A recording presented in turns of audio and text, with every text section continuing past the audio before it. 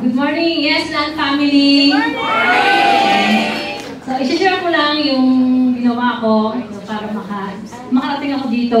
So, nagkaroon ako ng total number of units na 5 units na nagdala sa akin para maging top 5 month of September and up to sales unit. So, syempre, unang-una, ang lahat ng ito ay nanggaling kay Lord. So, siya talaga yung reason bakit nandito ako. Then, secondly, nagsipag ako. So, yung effort ng pagsisipag. So, kasama doon sa pagsisipag na yun yung nag-ads ako, then inalam ko, so, nag-isip ako na sa isang project na to, ano yung edge ng project na to? Ano yung meron tong project na to? Paano ko sasagot ng inquiry, na sa inquiry pa lang, mahuhuk ko na kagad yung client. So, dapat alam natin, meron tayong mastery of the project, alam natin ano yung meron sa project na pag sinabi natin to sa client, mahuhuk natin si client, yung meron yung project na to na wala dun sa ibang project. Then, one thing pa yung sasabi kong sipag. So, nag-double effort talaga akong magsipag para maabot ko to. Then, isi-share ko na rin yung tips para sa inyo. Ano ba yung sipag na ginawa ko? Paano ko bang in-apply itong sipag na to? So, i-define ko lang yung sipag, letter by letter lang. So, S for showing up. So, napaka-importante sa atin na to show. So, especially sa mga sizzling event. Kasi sa pag-attend natin ng mga sizzling event, sa pag-show up natin, even to kahit sa mga ibang Yesland activities, we gain more knowledge. We gain more tips. Then we learn more about real estate. Not only in real estate, but also in our life. So, na-apply natin yung everyday. So, napaka-importante po yung pag-attend natin, yung pag-show up natin sa mga events and trainings. Then, secondly, yung I. So, sa sipag, so S is show up, I is inspired and inspiration. So, marami sa atin dito mga nakaka-receive ng mga achievements. So, gawin po natin yung inspiration sa atin. Yung mga nare-receive nilang achievements, ma-inspire po tayo para ma-motivate tayo na magpatuloy tayo dito sa ating business. So, gawin natin sa inspiration na sasabihin natin, kung kaya nila, kaya din natin. Then, secondly naman, yung third naman po is yung P, perseverance. Di ba nga may kasabihan, kung may tiyaga, may tiyaga. So, magtiyaga lang po tayo. Mag-attend ng mga PKS, mag-attend ng sumama sa mga site orientation, sa mga seminar, sa mga training. Magtiyaga po tayong i-master yung mga project na gusto natin ibenta. Kasi napaka-importante po yung mastery of the project. Then A for ambition. So lahat tayo dito merong ambition. Lahat tayo dito, kaya nga nandito tayo dahil meron tayong tinatawag na the big why. So every morning, every gising natin, alalahanin natin, ano ba yung ambition natin? Ano ba yung big why natin? Bakit tayo nandito? Kasi once na everyday, naalala natin yun, namamotivate tayo eh. Meron times na talagang napapagod tayo. Normally lang yun, we are human, napapagod tayo. Pero, pwede tayong magpahinga. After that, magpatuloy tayo. Huwag tayong susuko. So, abutin natin yung ambition natin. Abutin natin yung ating big why kung bakit nandito tayo sa Yesland para sa family natin. Then, letter G, sipag, last is G, is for God. So, let us first put God. Mauna muna si God bago ang lahat. Bago hingin natin yung wisdom, guidance ni God, every time na meron tayong gagawin, especially dito sa ating business. Ako personally, kapag meron akong tripping, bago ako umalis ng bahay, ito yung kinakausap ko si Lord. Ito yung sinasabi ko sa Kanya. Lord, may tripping ako. Gagawin ko yung best ko. The rest, sa'yo na. Kung ano man yung kailangan ko, ikaw yung maging kalakasan ko. Kung ano man yung pakulangan ko, ikaw na po yung magpuno. Hindi lahat ng tripping natin na-close natin. Maybe it's not the right time, kaya na-close natin yun. O maybe undecided pa yung ating client. But the important is, na-i-tripping natin siya. Nagkaroon siya ng dala sa atin na i-tripping natin siya. Then, yung palang blessing na yung mai-tripping mo yung client mo. So, na-close mo man yan, hindi mo yan na-close, be thankful. So, we thank And praise Lord, doon sa binigyan natin opportunity na ma-tripping natin, especially kung na-close din natin yung sales natin. So again, sipag, yun ang in-apply ko, kaya nagkaroon ako ng 5 units. So sipag, let's show up. I, inspired or inspiration. P, perseverance. A, ambition, the big why. G is God. Again, thank you. Invite tayo from Team North and Team Gertie. Thank you po. Hi! Hi guys! Ayan, so, ang i-share ko ngayon, ang ganda talaga ng speech niya, grabe. So ako po, ang i-share ko po sa inyo is yung kinakausap ko talaga lagi yung sarili ko, honestly. Sabi ko sa sarili ko, mag-focus ka sa mga bagay na nakakapag-excite sa'yo. So ngayon, excited ako saan? Excited ako dun sa incentive promise. Alam niyo ba guys, merong pumupunta sa amin ng minsan yung kasama ko sa Team San Diego. Pinapakita ko talaga, sinusulat ko talaga eh. Hong Kong, tsaka Siargao.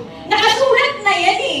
So pag-gising ko pa lang sa umaga, excited ako. Uy, Hong Kong, ay Siargao, kailangan ma-hit ko talaga to. So kapag excited ako, nabibigay ko yung best ko. Nagiging motivated, creative, tsaka nagiging resilient ako. Ang dami kasi pagsubok talaga kapag lumalabas tayo sa trippings, right? So, ang dami, may mga agents na iba na ibang reality na minsan mahihiya ka na, may nakamaling, di ba? Ang dami-dami, so ang dami mga rejections. Pero, kapag excited ka sa ginagawa mo at alam mo talaga yung gusto mo, di ba? So, ako talaga yun eh. Pag-isip at bago matulog, iniisip ko pa rin yung Hong Kong. Pinalitan ko na nga yung wallpaper ko sa laptop, ginawa ko ng Hong Kong. Tapos minsan nanonood ako sa YouTube, yung about sa Hong Kong, ano yung mga pupuntahang magaganda doon. Ganon talaga ako ka-obsess sa pangarap ko eh. Sobra. Kaya naman excited ako laging bumangon dahil sa dalawang incentive trip na yan. Super uhaw na uhaw ako makarating sa ibang bansa. That's why I'm so excited to do whatever it takes. Thank you. Ayan, thank you po, Mama Beth. So, hello everyone. Good morning, Yeslan family. So, isi-share ko lang po yung naging journey namin this past few months or yung 4 months po namin kay Yeslan. So, ilang months pa lang ako kay Yeslan? 4 months pa lang po. Pero, naka 40 million sales na po tayo. So, ay, hindi pala ako lang. Yung asawa ko kasama ko dito. So, kami, ang asawa ko is naka 40 million sales. So, bakit nga ba? Or paano namin nagawa yung 40 million sales for just 4 months? So, una po, nung sumali kami kay Yeslan, buo po ang puso at isip namin mag-asawa na gusto po namin gawin to. So, kasi, guys, kung kayo po ay meron lang sipag, meron lang po tayong effort na binibigay, oras, pero hindi po buo yung puso at isip natin na tumulong sa mga mamamayan natin na Pilipino na wala pong mga bahay, hindi po tayo makakapunta doon sa pinaka-goal po natin. So yun po yung unang-una namin binigay kay Yeslan or ginawa po namin para makahit po kami ng ganong sales. And second, we do observe po. So nag-observe po kami bakit po may mga nakakabenta ng ganito kalaki. Million sales sa isang buwan, 5 units sa isang buwan, 10 units sa isang buwan. Si Maring Joanna kaya niyang gawin yon. So bakit po niya nagawa yung ganon? So we do observe kasi magtatanong ka sa sarili mo, paano nga ba? So kailangan at importante po yung mag-observe po tayo sa mga tao po dito kay Yeslan or sa mga top sellers natin, which is hindi naman po sila madamot. So lahat po sila, pag tinanong nyo anong diskarte ginawa nyo, nagsasabi po yung mga yan, nag-share po yung mga yan. So kailangan lang po natin is mag-observe po tayo. So yung una po namin na-observe dito, which is yung in-apply din po naming mag-asawa dito kay Yeslan is yung maganda po yung video yung pinoprovide. So active po yung page, FB page po nila, gawa silang FB page, nagawa sila ng mga videos, maganda po yung mga pinrovide nilang videos, and nag-share po sila or nagagamit sila ng ads. So gumamit po sila ng ads dito para ma-reach nila yung ganong sales. So syempre ginawa din po namin yon. So bukod po sa pag-FB ads, nagpo-post din po kami sa FB page namin. And we also do sharing sa mga groups. Halos everyday may share po kami. So si FB na lang yata yung napagod kasi nakaban ako ngayon. So hindi ako nakapag-share, napagod si FB. So ayun, we do shares every day. Pag-gising sa umaga, kahit 5 shares lang po, every FB page or FB group. So malaking tulong na po yun. So every week, mag-ano rin po tayo. Ugalitin po natin na every week is mag-join po tayo ng at least 10 groups sa FB natin. So yun po is malaking tulong. Tapos mag-share tayo every day, 5 shares na FB page, ganyan. So malaking tulong po yun. So bukod po doon, sa pag-FBS namin, ginagawa namin yun. So nagpo-post din po ako sa marketplace. So nagpo-post kami sa TikTok, nagpo-post din kami sa Instagram. So pero ang pinakamalaki pong pinanggalingan ng sales namin is FB ads. So meron po kaming budget na, may budget na kami nakalaan for FB ads. Every month po yun, hindi po namin pinapawala. So may budget na po talaga kami nakalaan sa FB ads. Kasi alam po namin na yun yung magiging source of income din namin in the future. So kaya hindi po talaga kami nawawala ng budget for the FB ads. And then, kung yun nga po, kung gustuin nyo na makabenta kay Yaslan, kailangan po natin magbigay or gustuin po natin yung ginagawa po natin. Ayun, yun lang po. Maraming salamat. Yes, hello po. Ang blessing po talaga na mag-share ako ng girl.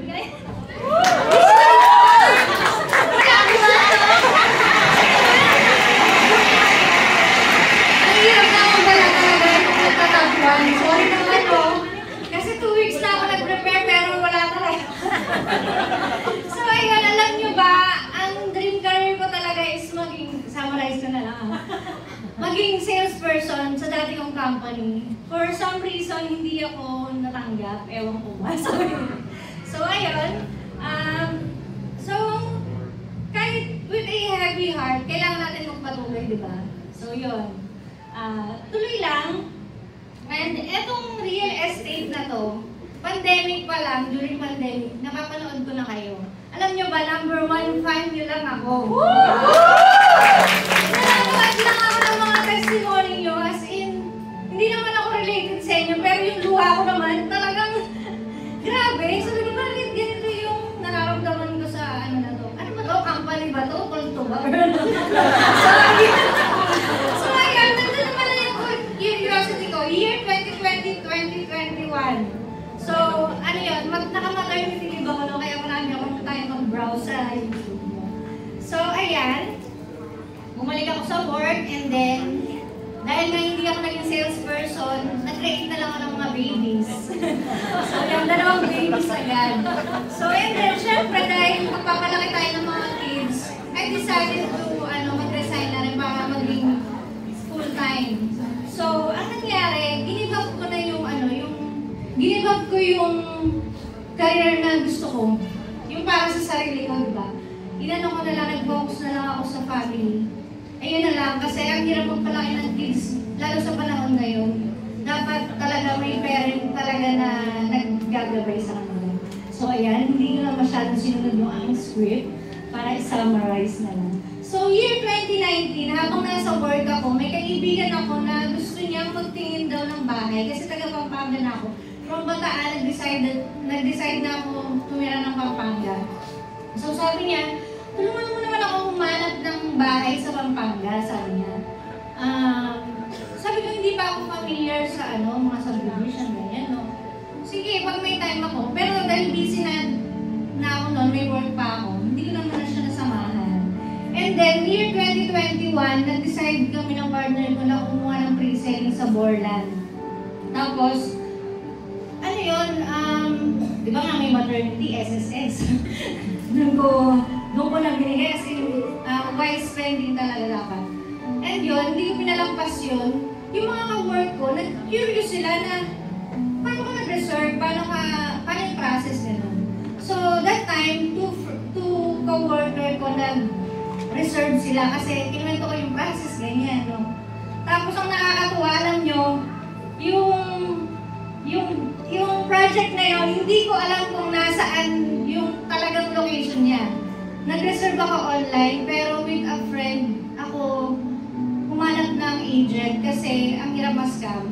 So, online ko naman siya nakita, yung address, ay, yun nga yung ad. Tapos, naghanap ako ng reliable na salesperson para hindi ako ma-scam. Ayun yun. So, ganun no, dapat i-secure natin yung kasi ang hirap yung napupunta lang sa wala yung pera mo. And then, ayun na nga, curious sila. Tapos sabi ko parang, ang ganda yata ng magbebenta ng bahay. Tapos, nakakatuwa yung agent kasi, ang happy-happy niya na, ma'am, salamat, gano'n. Kasi, nag-refer ka, gano'n, no? So, ayun, hanggang na nag-resign ako, napanood ka na naman si Reborn page. Tapos, connected pala siya dun sa pinapanood kong YouTube noong year 2021. Ayun na gano'n na or inquire. Tapos, eto ang nakakatuwa. Matend ako. Eto yan, Reborn, gano'n, napakilala ko. Sabi nga ni Bro Merdy, parang yun, sisling. Kasi, pinapakilala ko yung sarili ko, tapos yung sama ng loob ko yata sa company ko, nabuhos ko. Dahil hindi nga ako tinanggap as salesperson kasi gusto ko yun. Alam niyo ba kasi kung bakit ko gusto yun? Ambisyosa ako. Gusto ko ng company car. After 5 years, sa'yo na yung car, di ba? Hindi ko nakuha. Eh di, ayun, sabi ko, close door yun para sa akin. So, move on na ako. At eto na nga, umattend ako, di ba, ng Reborn, February 10. Tapos, after nun, pagpasok ko sa SM, nagulat ako, bakit may sasayaw ng mga dragon? Sabi ko, Chinese New Year pala ngayon, sabi ko, which is, di ba, tapos, this year is Year of the Dragon din. So, alam niyo yun, parang, ang swerte yata ng na to, no? Iba yung meaning. Tapos nun, eto na-accredit ako May 8. So, 8. Alam niyo yung number 8? Sobrang, sabi ko, wow, ano ba? Sabi ko, parang yung parang, nag-a-align lahat. Tapos, yung sumunod doon na May 8 siya, PRC. Graduate ako ng Edu. Once lang ako nag-take, hindi ako pinalad kasi hindi ako focus dun eh. May gusto kong ibang gawin. Siguro talaga gusto ko sales, ganon. Tapos, eto na PRC, accredit, ganyan. Punta ka sa PRC, ganito yung mga instruction. Sabi ko, PRC, magkikita pala tayo. Tapos, magkakaroon ako ng ID ng PRC. So yun, sabi ko, naman, di ba? Parang nakaka-overwhelm. Sobrang iba yung pakaramdam. And then, ayun nga, nagkaroon ako ng ice break July. 2 benta. Siguro sa susunod ko na lang ikwento. May something kasi talaga dun eh. Gusto niyo ba po malaman? Sa susunod na lang. Yun, ice break. Sobrang memorable yung ice break na yun. Tapos, alam ni broker tapos noong August, di ba, anniversary, first time ko talaga umakyat ng stage. Akala ko last akyat ko yung graduation day. Diba? Tapos akyat ka ng stage, nakakatuwa, sarap ng feeling. Tapos yun, wala akong beta ng August, pero may event ganyan tayo, existing, no? And then, eto na, wala akong September. 4 yung benta ko. Ba't gano'n, di ba? 0 ka ng August. So, yun sabi ko, ang galing, no? Eto na, natatandaan niyo yung 2019 na kaibigan ko. Grabe siya.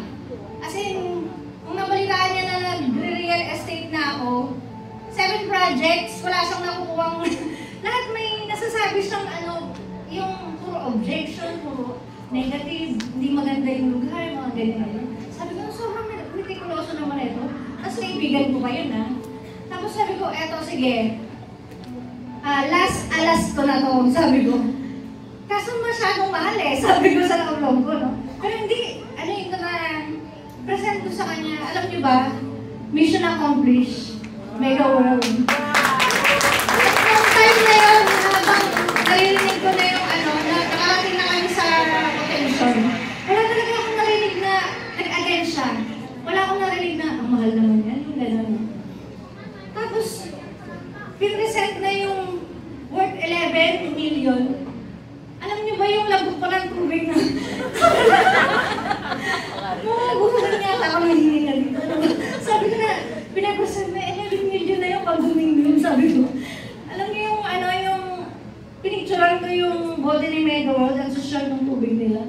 magkano kaya yun? Tatlong bote yata yung naubos ko. Tapos ayun na nga, alam niyo ba, sobra. Binalikan namin yung nag-tripping siya kasi ginabi na kami. Ayun na, hindi pa rin talaga yung sinabi niya na, sige, magre-reserve na ako. Nilagnat ako. Ayun. Ang sarap pa na lagnatin. Lagnat na 11.8 million yun. So, napapopularan na underestimate ko yung kaibigan mo. Hindi ko akalain na kaibigan pala akong milyonaryo. Ganon. Diba? Tapos, eto na nga, to improve our performance, dito na, seryoso na ba? Ayun lang, good attitude siguro. Yun talaga yung masasabi ko. Bago ka makabenta, may pusong mapagkumbaba, mahabang pasensya para matuto. Kasi hindi yun talaga naging madali yung journey ko dito. I doubt myself kung kaya ko bang gawin to. Ang dali lang niya tingnan, nagbebenta ka, pero sino ang bibili sa'yo? Ayun yung marami ka may encounter na rejection. So ayun po, greater plan po ni Lord yung masusunod para sa atin. So once again po, I'm Marisa Pineda po, your legit real estate salesperson from Yes and No.